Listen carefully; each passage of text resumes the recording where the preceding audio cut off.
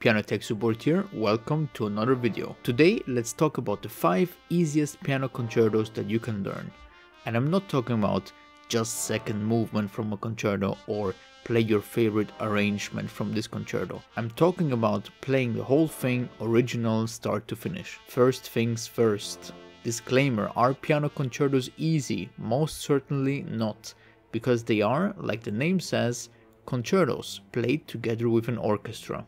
Of course, nowadays we play mainly with a second piano instead of an orchestra, but in the true meaning of a concerto, it's a cooperation between the pianist and the orchestra, like a dialogue between these two parties. So let's go through these 5 concertos now. This list is not in order of difficulty. So let's start with the Brahms Piano Concerto number 2. Okay, relax guys, it was just a joke. By the way, some of you guys really need to chill sometimes. Of course, these lists are subjective and just for entertainment. Alright, let's start for real now. The first one I will present is Kabalevsky Piano Concerto number 3 in D major, aka the cab free, I guess, like Rach free, cab free.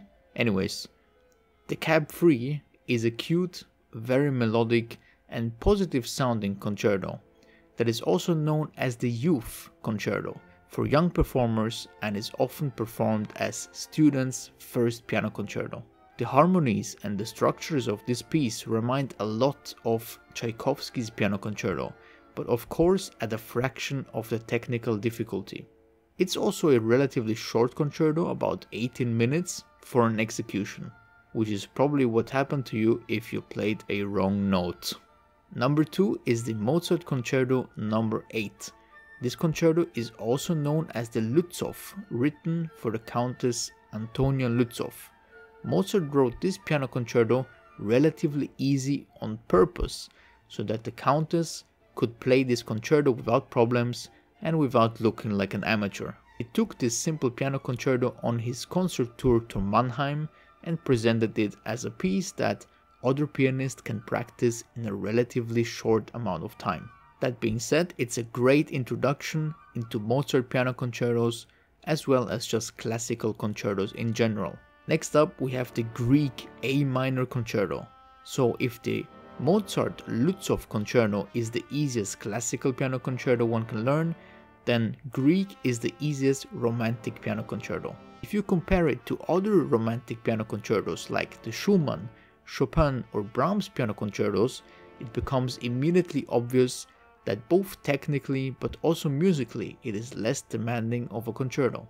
And there are tricky passages, especially in the first and third movement, that will need some more practice, but I think someone who can play a Chopin ballade without any problems can play a Grieg concerto just fine. Also, in bigger competitions where romantic piano concertos are offered, many times you will not see the Grieg concerto on that list of choices. Next we have the Haydn D major piano concerto. It's a very delightful piece with a lot of character, a lot lighter than for example the Beethoven piano concertos, and also easier.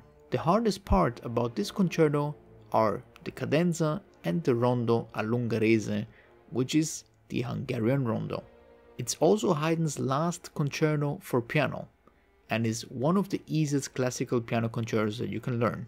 So if you want to learn a full-sized and proper classical piano concerto and you don't want to settle for the Lützow by Mozart, I would strongly recommend Haydn D major. Let that be your first classical piano concerto. And now the last piano concerto I will present to you, which is Mendelssohn's Piano Concerto number 1. It's a very fiery and speedy concerto, and arguably the most difficult one that I present here today, but it is a lot easier than it sounds.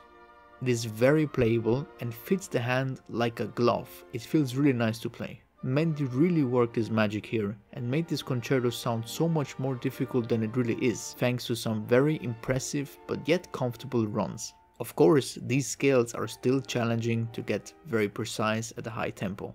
Basically, if you're good at your scales and runs, you can do this concerto without problems, and it is still considered one of the easiest piano concertos out there, however not the easiest. So which of these concertos have you guys played? Also, you can now become a channel member for added benefits such as Discord access and shout outs in all my videos. Also, if you want to get a lesson or a one-on-one coaching, check out the link in my description. Take care and see you next time.